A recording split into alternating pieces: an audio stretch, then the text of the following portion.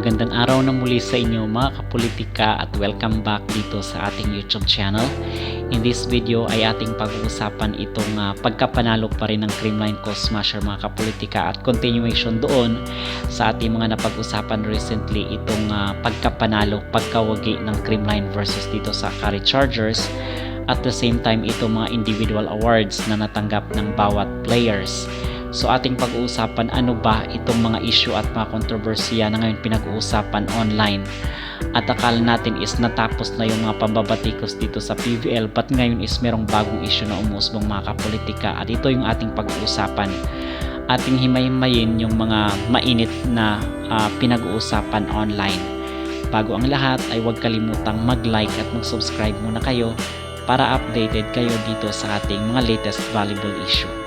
So ito pa rin ay continuation dito sa PVL or Philippine Volleyball League na kung saan is natapos na nga po officially kahapon mga kapolitika at champion po itong Creamline Coast Smasher gaya ng inaasahan ng nakararami.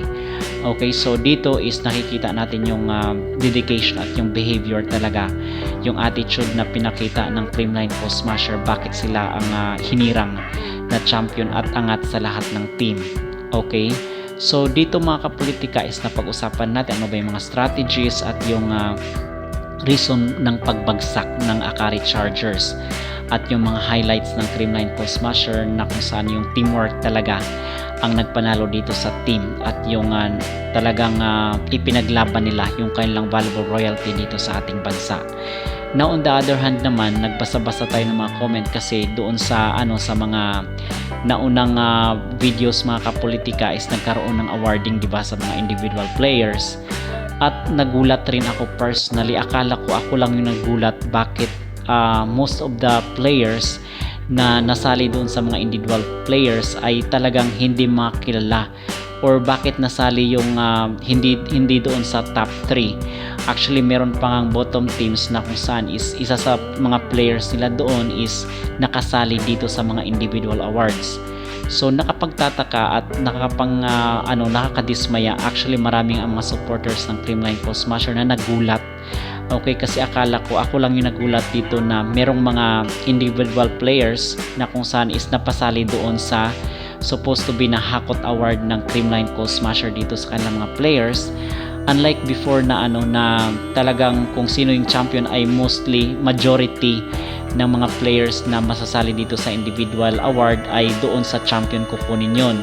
Kasi nga kaya nga teamwork, di ba, kasi lahat doon sa kanila ay talagang nag-function.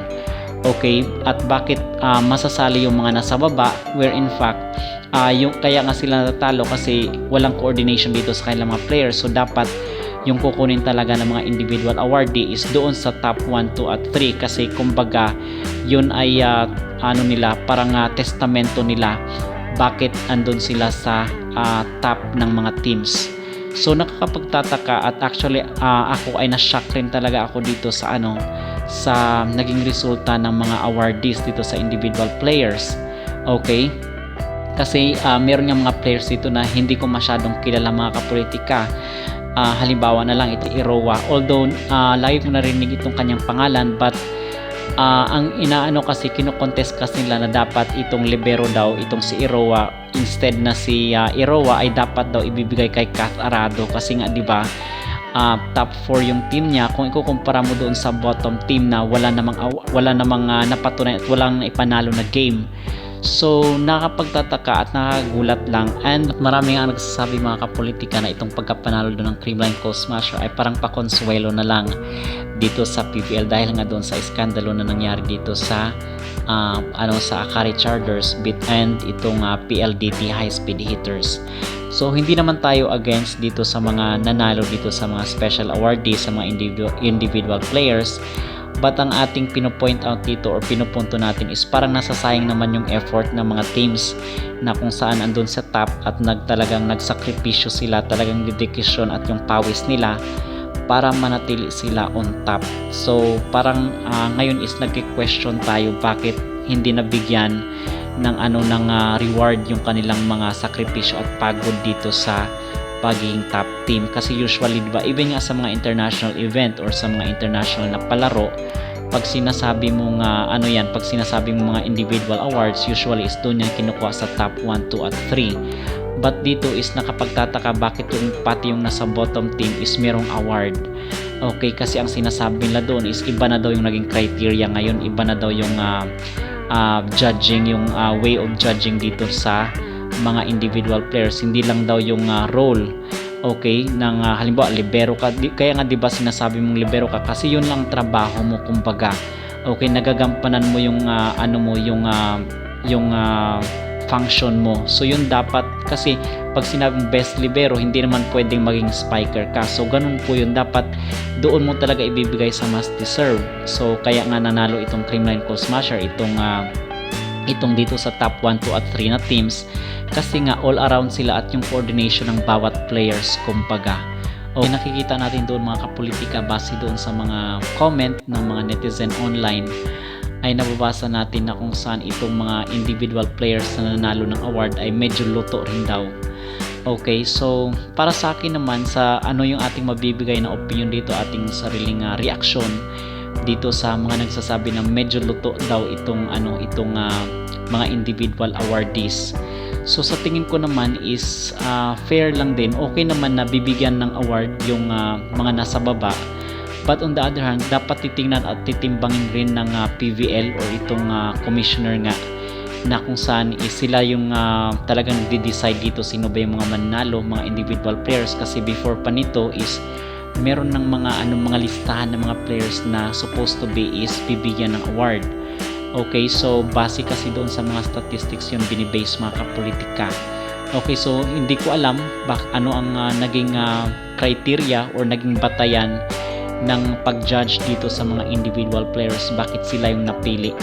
Okay, kasi parang talaga, lahat ng teams ay most of the teams ay talagang merong mga nakuha doon na nakatanggap ng mga special awards. So which is parang unfair naman doon sa mga nasa top teams, na kung saan is every player doon sa kanila is nagpa-function talaga at ginagampanan yung kanilang mga trabaho, kumbaga. Okay, so far ito yung naging update ngayon at talagang usap-usapan online itong mga special awards ng mga players na supposed to be is dito dapat ibinibigay sa mga top teams, kasi nakikita ko doon itong effort nila gumabaw, itong kailang import na si Erica Saron, dapat is dinamihan na lang nila, tigda dalawa per player yung dapat na maging award. So for example, dito sa best import, dapat dalawa na lang yung kinuha nila, para kumbaga is pantay-pantay naman at hindi magkakaroon ng inggit yung ibang mga players, na kung saan is nakikita nila sa kanilang sarili na deserve sila sa ganong award, mga kapolitika. Okay, kasi nakapanghinayang yung effort mo, especially dito sa Creamline Cold Smasher, na kung saan is ine-expect talaga nila na magkakaroon sila ng Hakot Award nga dito sa katatapos lang na PVL reinforcement. And ako personally is nasayangan ako dito sa effort ni Negrito, kasi nga doon sa mga All Filipino Conferences ay nananalo itong si Negrito, at siya nga talaga ang key player dito sa Creamline Cold Smasher, kasi magaling yung set niya at talagang mahirap basahin ng kalaban. So kumbaga siya yung talagang susi dito sa pagkapanalo ng Creamline Cold Smasher, aside dito sa mga spiker of course, kasi wala namang question yan sa kanilang mga skills. But dito talagang pinakasusi dyan para maayos yung spike at mahirap basahin ng kalaban is itong setter talaga ang pinaka main na susi dito ng isang koponan. So nasayangan ako dito sa effort ni Negrito personally. Okay, but so far mga kapolitika, tapos na po ang ating PVL reinforcement, and I think is lahat naman na nakapag-move on dito sa nangyari. Pinag-usapan lang natin ito kasi nga ito yung mainit ngayon na talakayan at mga discussion online. Okay, so ano ba ang inyong masasabi dito sa mga individual awards ng mga players? Satisfied ba kayo mga kapolitika, or talagang medyo meron pa ring luto ito?